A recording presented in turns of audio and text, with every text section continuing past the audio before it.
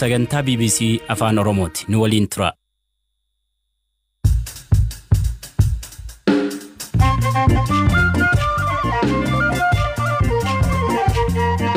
Akka mooltan dhaggeeffattoota keenyaa sagantaan keenya jimaata galgalaa eegaleeraa kan isiniif dhiyeessu an Hamzaa Hussein. Sagantaa keenya har'aatiin ajjeechaa artist Hacaaluu hordofee hiriira kutaalee addunyaa garaagaraa keessatti gaggeeffamaa jiru simbiraan geenya.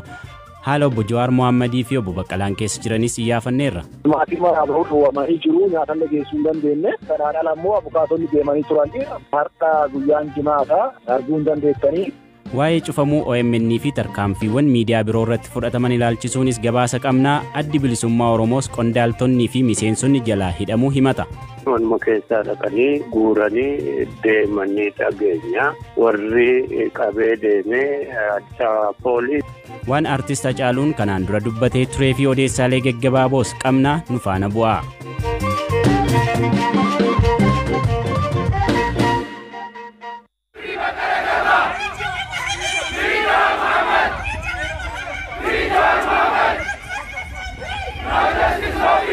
Ajjeechaa artist Hacaaluu Hundeessaa hordofee hawaasni Oromoo magaalota addunyaa garaagaraa irra jiran hiriira ba'uun mormii isaanii dhageessaa jiru. Ameerikaa kaabaa irraa haga Naayiroobii, Awurooppaa haga Awustreeliyaa hiriirri mormii gaggeeffamaa tureera. Hawaasa Oromoo Minisootaaf dubbii himtuu kataatee fi mirga Oromoof dubbachuun ka beekamtu Najaat Hamza waan US keessa jiru akkanaan nutti himteetti. Local government as jiru hanga federaalaa fi bulchiinsa biyya kanaas qabate uummanni Oromoo kan hidhaa keessa jiran liidaroonni keenya jechuudha. Haatatamaan akka gallakkifaman hamma Oromoon of kabajee biyya san keessatti jiraachuu danda'utti kan dhiibbaa gaggeessaa jirru. Dimaandii listiidhaan qophaa'ee miidiyaa biyyattiitiin kaleessaa kallattiidhaan dabarsinee jira. Gavarnarri Minisootatis nu wajjin qunnamuudhaaf torbaan guyyaalee deeman kana keessatti walii wajjin hariiroo qabna. Gara furmaata yeroo dhumaatiif deemuu qabnaa murtii ta'u kan dabarsan jechuudha. Qooqa keenya haala kanatti kan kaasuu danda'e waan duraan hin godhamin waan adda addaa waan hojjetaa jirruu fi lafarratti daandii cufuu qofa osoo hin taane. Hanga dimaandiin achirra jirtu sun takka tokkoon nuuf deebitu internet blockage hatattamaan hanga restore ta'uu fi wanti nuti qabxiidhaan jaratti ol kannanne sun hanga tokkoon nuuf deebi'u ofiishaalota koongireesa keenya Ilhaan Umar wajjin ta'uudhaanis isinis dhufaa jirti. Hanga ilaa koongireesa guddaa mootummaa biyya kanatti deemaa jira dhaabbachuuf hin deemu.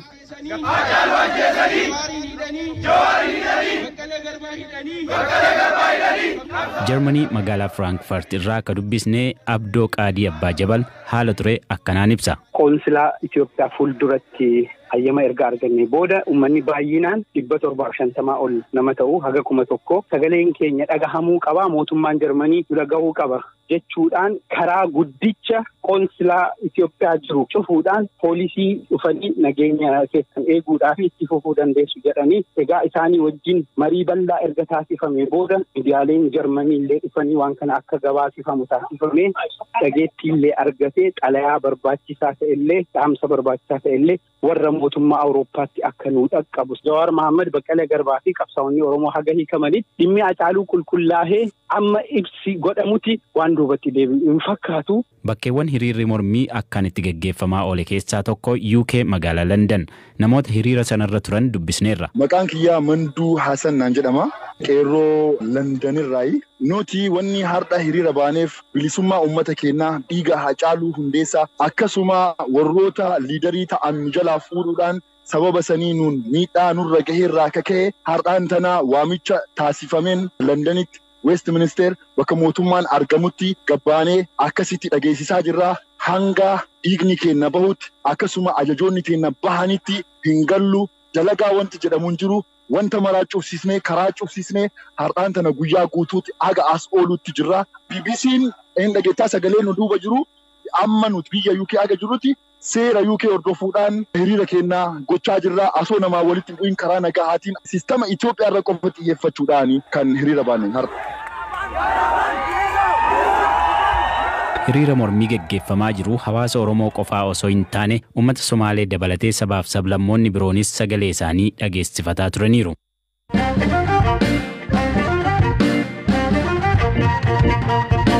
Erga artist Hacaaluu Hundeessaa ajjeefamee mootummaan namoota hidhe keessaa Jawaar Mohammadii fi Baqqalaa Garbaa guyyaa kaleessaa mana murtiitti dhiyaachuu gabaasnee turre. Haati warraa obbo Baqqalaa aadde Hanna Raggaasaa kaleessa BBC'tti akka himanitti qabiinsi jara lamaanii fi eessa buuteen ijoollee isaanii lama akka isaan yaaddessee nutti himanii turan. Qondaalli paartii KFO Addisuu Bullaalaa haala har'a jiru akkasiin Eliyaas Mulgeetaatti himaniiru. Maatii mana dhowwamanii jiru nyaatallee geessuu hin dandeenye. Kanaadhaan ammoo abukaatonni deemanii turanii Abdul Jabbaar Hussein fa'aa amma sa'aatii duuba deemanii achillee ergee isaan baan argee ture. Maal isiniin jedhan jennaani koomaandarii wayittuu hoogganaan jira isa dubbisaan hun jedhanii gara isaanii nu qajeelchanii isaan bira deemnee jennaani har'a guyyaan jimaata arguu hin dandeettanii biqiltoonni arguu hin dandeettanii kibxata koottaan hun jedhanii jedhan. Kanaafuu haga yoonaa jarri kun abukaatoo waliin carraa wal arguun arganne jechuudha. Abukaatolleen wal arguu hin dandeenye maatii isaaniillee wal arguu hin dandeenye silaa heerri mootummaa namni tokko namni lama tokko seera jala oole tokko maatii isaa fi abukaatoo isaa ogeessa fayyaa isaatiin wal arguu qabate garuu akkas hin taane. Nyaata fa'aa lagataniiru wanti jedhamu jira isarratti hoo wanti quba qabdan yoo jiraate. Nyaata gaafa jalqabaa lagatuu isaanii dhageenyeerra eega siyaasitti nyaachuu isaanii nyaachuu dhiisuu isaanii waanuma isaaniiyyuu waan dhageenye hin qabnu maatiilee dhageenye maatiilee baay'ee dhiphachaa jira warra daammaa jiru warra finfinnee jiru baay'ee dhiphachaa jira nyaata geessuuf hin dandeenye waan isaan nyaataa jiran waaqni haa beekuu fi laama akka jalqabanii nyaata laguu nyaataa akka jalqabanii quba qabna hagammaatti fufaniira ta'a inni sun ammoo baay'ee miidhamuu danda'u haalli keessa jiru ammoo haala dhukkuba kooroonaa vaayirasii COVID-19 kana keessatti namni tokko soorata isaa irratti yoo hin argatin akka carraa ta'ee yoo dhibeen sun mul'atellee immunitiin isaa reezistaansiin isaa gadi aanaa ta'a. Haala akkasiitiif jibbisiisaa san keessa jiru jarri kuni. Isin qaamaan deemtanii agartaniittu jara kana yoo ta'es maalirra jiru maal haasoftan? Akka paartiitti waan isaan dubbisuuf yaalleen jiru jalqabarratti kan godhuu qabnu abukaatoo isaanii dhaabuu jajjabeessuu maatii isaanii gaafachuu maatiin isaanii haala kana hubanne jirra. Abukaatoo isaaniif ammoo ramannee abukaatoon sun dhaqanii isaan waliin dubbatanii waa'ee himannaa isaanii akkaataa qabamaa isaanii kana akka isaan qulqulleessanii gabaasanii godhanu isaan erginee turre isaan sun ammoo wal qunnamsiisuu hin dandeenye.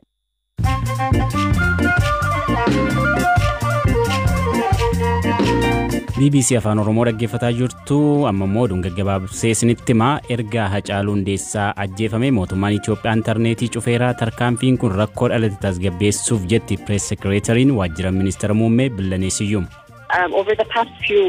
Torbaanota darban keessatti intarneetitti dhimma bahuun jibbiinsa babal'isaa turan. Mootummaan nageenya uummataa mirkaneessuuf dirqama waan qabuuf garee intarneetitti fayyadamuun saboota walitti kaasan dhaabsisuu qaba. Ammaaf tarkaanfiin duraa mootummaan fudhatuu qabu isa kana. Garuu yoom akka deebi'u jala muree dubbachuu baadhus torbaanitti aanu keessa bakka itti ni deebi'a jedhee yaada. Dhaddachi lammiilee Saawudii Arabiyaa diddaman ajjechaa Jamaal Kaashogii keessatti hirmaachuun shakkaman qoratu tarkiitti eegalamee gaazixeessaa beekamaan kun konsilaa Saawudii Istaanbulitti argamu keessatti bara 2018 ajjeefame. Kaabineen Somaaliyaa dilbatarraa eegaluun bal'ii xiyyaaraa biyya keessaa addaan citee ture akka itti fufuu iyyame. Ministeerri Aviyeeshinii Mohammad Abdullaahi Umar buufataaleen xiyyaaraa of eeggannoo jalqabaa gochuun irra deebi'uun banamaa jiru jedhan.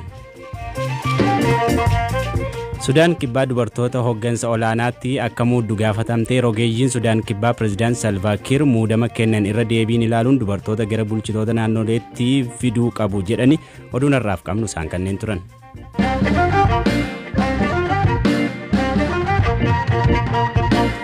Dhaggeeffattoota keenya oduutti aanutti darbaa ajjecha artistii beekamaa Oromoo Hacaaluu Hundeessaa hordofee miidiyaa biyyattii keessa jiran sadirratti tarkaanfii fudhachuu mootummaan Itoophiyaa ibseera.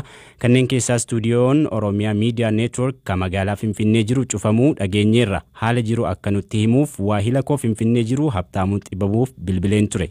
Galgala kaleessaa ture dhaabbileen mootummaa Itoophiyaa miidiyaalee biyyattii tokko irratti tarkaanfii fudhachaa akka jiran kan beeksisanii guyyaa har'aa Daayireektara olaanaa abbaa taayitaa biroodkaastii Itoophiyaa kan ta'an Dr. Geetaachoo Dinquudhaaf bilbilee turre. Isaanis akka BBC'tti himanitti Oromiyaa Miidiyaa Neetwork waajjirri isaa magaalaa Finfinnee jiru akka cufamedha kan beeksisan. Dabalataan immoo miidiyaaleen akka Dimtsi Wayyaanee, Asraa TV fi Tigraay TV immoo xalayaa akeekkachiisaa cimaa kennineefii jira jechuudhaan himaniiti kan jiranii. gama biraatiin abbaan alangaa waliigalaa miidiyaalee sadirratti tarkaanfii yookaan immoo sakatta'iinsa adeemsisuu isaa beeksiseeti kan inni jiru. Isaanis Oromiyaa Miidiyaa Neetwork yookaan OMN, Asraa TV fi Dimtsi Wayyaanee yookaan immoo DW dha. Abbaa alangaa waliigalaa irraa obbo Fiqaaduu Tsaggaa dubbataniiti kan isaan jiranii. Gama biraatiin immoo dhimma hidhamuu gaazexeessitoota wajjin wal qabatees gaafadheen ture jechuudha obbo Fiqaaduu Tsaggaa.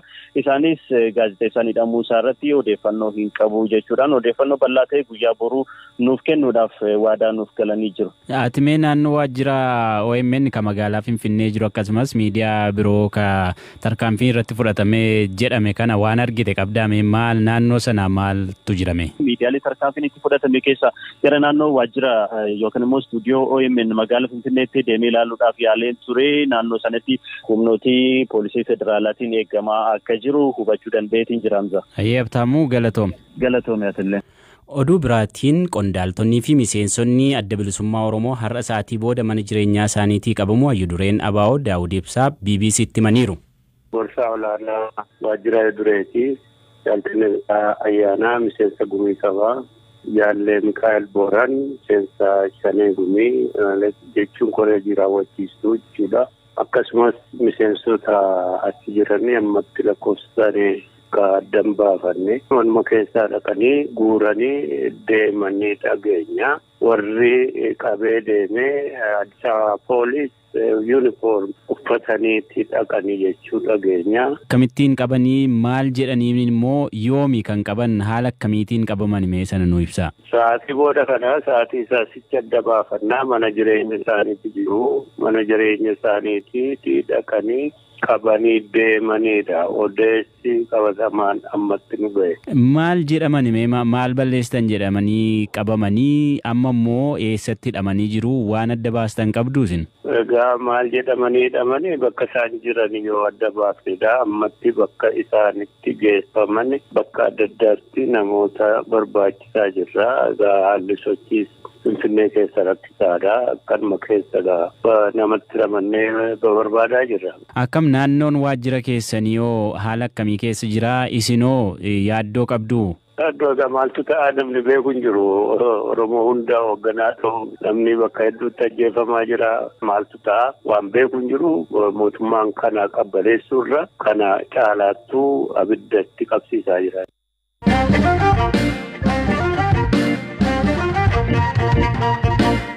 Dhumarratti aartist Hacaaluu Hundeessaa umurii dargaggummaa irraa qabee yeroo garagaraatti hidhameera. Akka lakkoofsa Itoophiyaa bara 1995tti Karchallee Amboo keessatti waggaa 5 hidhamee bahe. Karchallee Amboon alatti Finfinnee dhufees torban tokko maayikalaawwii ture. Yeroo kana mara garuu abbaan isaa gaafa dubbisuu dhufan jabaadhu gurbaa hidhaan qoraasuma dhiiraati jedhuun ture. Waa'ee jireenya muuziqaaf abbaa isaa ganna lamaan dura BBC'tti wayita dubbatetti waa'ee abbaa isaa akkas nuun jedhee ture. Achumaanis sagalee kiiloleesaan walleessaa irra nuuf buuseera kunooti. Kaayyoon isaanii inni guddaan garuu yookaan mul'anni isaanii guddaan ijoolleen isaa baratanii barumsaan sadarkaa guddaa akka gahan barbaada. Nayyaa dadhaa sirbaa Wasanoo Diidoo gaafa remix godhe jabbiloota koo haadha kootiin guddattu jedheen ilmi kee reefu sirbite jedheen filaas gosti isaa warra beebee booranaati macca jalatti waan ta'e keessa isaa tuqeen ta'uun beeku. Reefu sirbe gurbaan kee ilmi kee kun jedheen haadha kiyyaan kana nayyaa dadha. Eenumaan tiksee malee kuulatoo ashuffee baddaa loon hin gaabbisu. Eenumaan rafee malee yaa halammii tokkummaa dhabuu nama raffisu. Allayyaan allayyumaa maaltu wallayyaa nuurufa jedhe. Alagaan alagumaa maaltu walagaadhaan fira jedhe. Kobbortaa ormi namaa baatu yoo abbaan ofii baattate malee roorroo diinarraa dhufte. Roorroo ormarraa dhuftee maaltu namaa dhoowwa abbaa dhoowwata malee maaloo. Dhaggeeffattoota keenyaa sagantaa keenyaa har'aa xumurreerra. Torban kun uummata Oromoof torban gaddisiisaa fi baay'ee rakkoo ture. Maatii Hacaaluu Hundeessaa fi uummata Oromoof jajjabina hawwina. Nu waliin wiixata walitti deebina. Nagaan tura.